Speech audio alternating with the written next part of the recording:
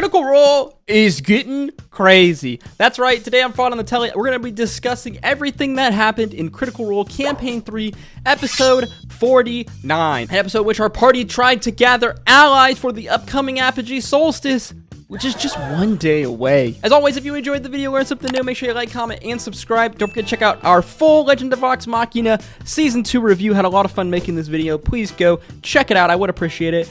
And let's just get right into the madness, shall we? So where we last left off in Campaign 3, things were starting to get crazy. Bell's Hells had their crazy adventure into the Feywild, ultimately destroying one of the Malleus keys. They had made their way back to the Prime Material Plane, only to learn that things have gone a bit awry. Plane Rider Rin has somehow been turned to stone at the base of the Malleus key in the big excavation site in Marquette. The rest of the Grim Verity members being stranded, some in the Plane of Fire at Ren's home and the others at the Shadowfell, and we have no idea what is going on with the Malleus key in the Shadowfell. The group are taking their airship, coming back to Bassaras over a long series of day travel. Over the course of this episode, there was like 5 days of travel, I think, maybe more actually. There could have been like 7 days of travel. We really speed ran along here, as now by the end of the episode, there is only 1 day remaining until the Apogee Solstice. Now, this was something that kind of very much needed to be done, and I think Matt did a good job here of kind of doing the travel RP, to make this happen, as we did very much kind of need to speed along events to get to this upcoming Apogee Solstice. However, though, it did make things a little tough for our party, as they are very much struggling to gather allies, eventually calling Ira Wendigal, you remember the strange fey creature that helped build these Malleus keys to begin with, and in a surprising move, Ira decides to join forces with them. Now, I'm not gonna lie, I found this a bit odd. Ira's motivation here is that he is a basically disgruntled former employer. At least this is the motivation that we are told. This didn't bother me too much, because we don't know a lot about Ira. How much he knows about everything that's going on with Predathos, it's very up in the air. It's hard to know from our perspective as the viewer, and it very much seems like Ira's motives are much deeper here than just destroying these keys to get back at Ruidus and the Unseelie. I would be very surprised if that was the limits of this character's motivation, and honestly, I would be a little disappointed. Imogen takes another trip into her dreamland, this time contacting her mother once again, and they get a very awkward, kind of strong encounter here. Imogen really tries to motivate and sway her mom here by saying that her and her group are coming there to stop what is ever happening, to which Imogen's mom shows her a glimpse of possibly Ruidus, of Predathos, and the future world that she believes that they are trying to make. It's very interesting here because these characters, all of the ones that seemingly are working towards whatever his goal is happening on the Apogee Solstice with Ruidus, seem to believe that they are somehow eliminating fate, removing the chains that bind humanity, that bind mortal beings, that connect them to the gods, by having Predathos destroy the gods. As we said, Bell's Hells are struggling to find allies, as they're basically reaching out to everyone they know, but no one can really come to their aid in time. They do eventually reach out to Pike, as everyone's common theory here is that someone from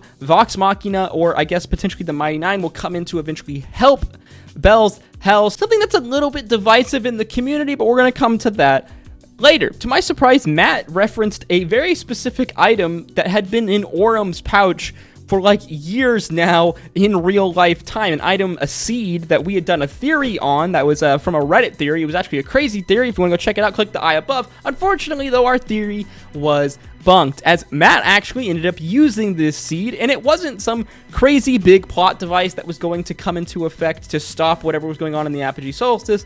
No, it was some kind of strange magical message plant, which basically Matt used to have Keyleth send a message to Orum saying that they've dealt with the problem in Terra, and that in fact the problem that they were dealing with does seem to be connected with everything going on with the Apogee Solstice, and Keyleth says that she will be coming to their aid with fellow members of the Ashari and possibly members of Vox Machina. We don't know. Now, in the past episodes when Laudna died, I talked a lot about this idea of Vox Machina characters, NPCs, coming in to save the day, and the ways that you can do this to where it still feels like the players have agency, and it doesn't feel like the players are just using NPCs to solve their problems, something that I think that Campaign 3 has struggled with a little bit. There's been a little bit, in my opinion, just a tiny bit over-reliance on powerful NPCs across Campaign 3. Now, I don't have a massive problem with this. Matt's very good about how much help he gives the cast and how they go about doing this, i.e. look at the whole situation with bringing Laudna back to life. Matt really made them work for it. Personally, I think it's really cool that Matt used this item that Aura received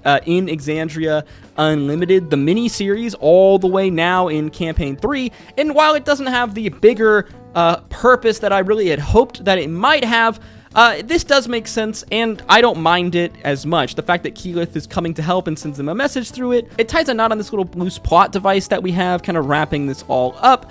And yeah, it allows Keyleth to come in and help. As long as Keyleth and Vox Machina don't solve this problem completely for Campaign 3, which it doesn't seem like they're going to, everything should be fine, so let's just all calm down a little bit. Like we said, there was a ton of travel on this episode, and by the end of it, there is only one day left for the Apogee Solstice, and shit seems like it's getting real really fast, and it definitely seems like our party are under-equipped to deal with whatever situation is going to happen 2 weeks from now on our next episode. We still don't know exactly what is going to happen on the Apogee Solstice, as you can tell from our copious amounts of theories that we've been putting out. Personally, I would be genuinely shocked if Matt did a total kind of reset Calamity-esque scenario on the campaign. I think that there will be elements of this. I mean, we've saw in the past with Campaign 1 and Campaign 2 that he's not afraid to bring world-ending elements into the fray and have this potential encounter. But we have to remember our party is like level 8, level 9. They are not high enough level to deal with this.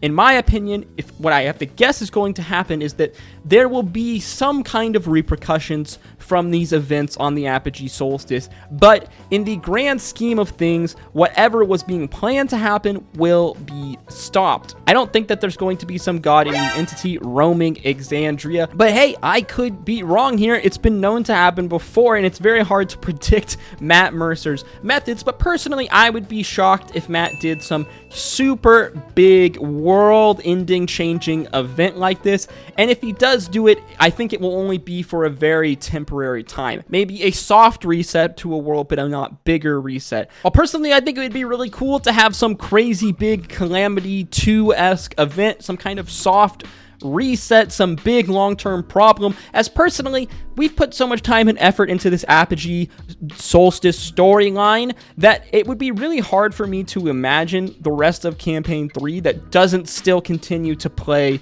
this out. I can't even imagine what the next storyline would be in Campaign 3, besides, I guess, the background stories of several other of our characters. Speaking of our characters, FCG, in a very interesting move because of Imogen, which I'm not going to lie, this felt like a little meta from Laura, but whatever, we're going to let it pass because who really cares at the end of the day? Basically, Laura as Imogen persuades FCG to message the merchant who we know is Devexian, who Laura as a player knows is Devexian, to find information, I guess, about FCG's past. FCG asks some questions and Devexian responds, but he really doesn't give FCG a bunch of information. He says that I have returned you to your own path, I pulled you from the wreckage, and your future is yours to make. There are more of you and more to come. But it's interesting because FCG, it doesn't really feel like his future is his to make. He's very much like a blank slate. He wants to know more about himself, what he was designed to do in his past. He doesn't have any of these memories,